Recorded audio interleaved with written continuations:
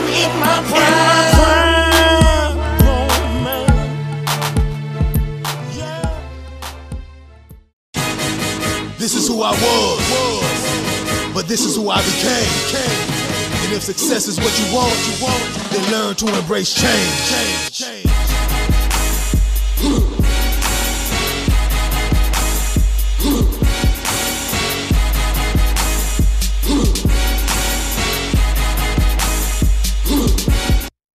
It's never too early to adopt a positive mindset to accomplish your goals, and that's why this hour's newsmaker designed his book to assist everyone from 11-year-olds to adults. Mr. Hardge is author of Prescription for Success, the 17 Principles for Success and Achievement. Welcome to our show, and for everybody out there, this is what the book looks like, Prescription for Success, and it's Mr. Hardge, right? Mr. Hardge, that is I. Okay. What motivated you to put this book together? I wanted to convey to adults as well as the youth just principles for success, and not going outwardly just trying to acquire money, houses, and cars, but more so just being able to set goals and accomplish them, and understanding that success is about building character, developing mentally, spiritually, emotionally, financially, as well as physically. So just trying to share with them that anything is possible if they truly believe in what they're doing, but they need to have a purpose, a passion, and a plan. You have an interesting way of approaching this, because you're approaching people as young as 6th graders. I think education begins at home, and you can never start learning too early. And once you begin to really understand the power of the mind and the mindset, and understand principles that don't change, you can apply them to any area of life and be successful. Sounds like you had a personal experience in actually coming up with this plan. I come from a background, I have wonderful parents, hardworking parents. I was the only child, and coming up in Fort Lauderdale back in the 80s, unfortunately my community became infected with a lot of guns and violence and drugs. And we're still being affected or impacted from 20 years ago. And I see it in the youth, just the amount of kids that are currently incarcerated, teenage pregnancies, fatherless households. So all of that has a lot to do with the dynamics of children just growing up to be productive citizens. So I said to myself, I was able to make it through that time, through that murky waters. I wanted to find a way that I can assist others in making it through that time as well.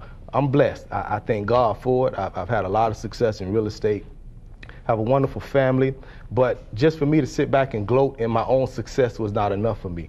I think success is about creating success in others. It takes a good man to create his own success, but it takes a great man to create the rest, and I want to be great. Do you think there's a void out there getting that message out to young people? I think so. Right now, our young people are very influenced by the television, by the media, by the music, and unfortunately you don't see a lot of positivity going on, so they're going to be impacted by that. One of the principles in my book is GIGO, which is garbage in, garbage out. Whatever you happen to download into your mindset will be conveyed via your dialogue, via your actions, and via your habits. So we have to make sure that we give them the right perspective so that when they get it inwardly, that will manifest in their lives outwardly. Are you viewed as controversial at all in the way you're actually going out there and saying? I wouldn't view it as necessarily controversial, but just real. If we're going to help these kids, we have to meet them where they are. We can't treat them like adults because they have different situations and circumstances that they're dealing with. But we have to show them that, hey, I went through the same thing that you're going through right now. This is what I did to make it. That's what Prescription for Success is. It's a roadmap for success and achievement. How did you turn your life around? Oh, man, I prayed to God and asked him for help, but then I made a decision to do something different. And my dad told me a long time ago, he said, if you keep doing what you're doing, you're going to keep getting what you're getting.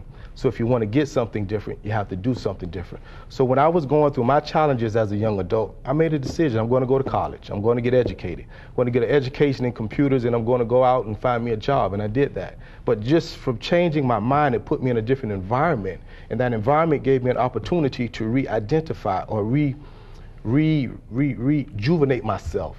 That the Florida Memorial College, which is now Florida Memorial University, it served as like a cocoon in my life cycle. And just like the butterfly theory states, we start our life as a caterpillar, then we go into a cocoon, and then ultimately we grow into being a butterfly. You had a great message, so good luck in getting it out to everyone. This hour's newsmaker has been Mr. Hardge, giving us his prescription for success.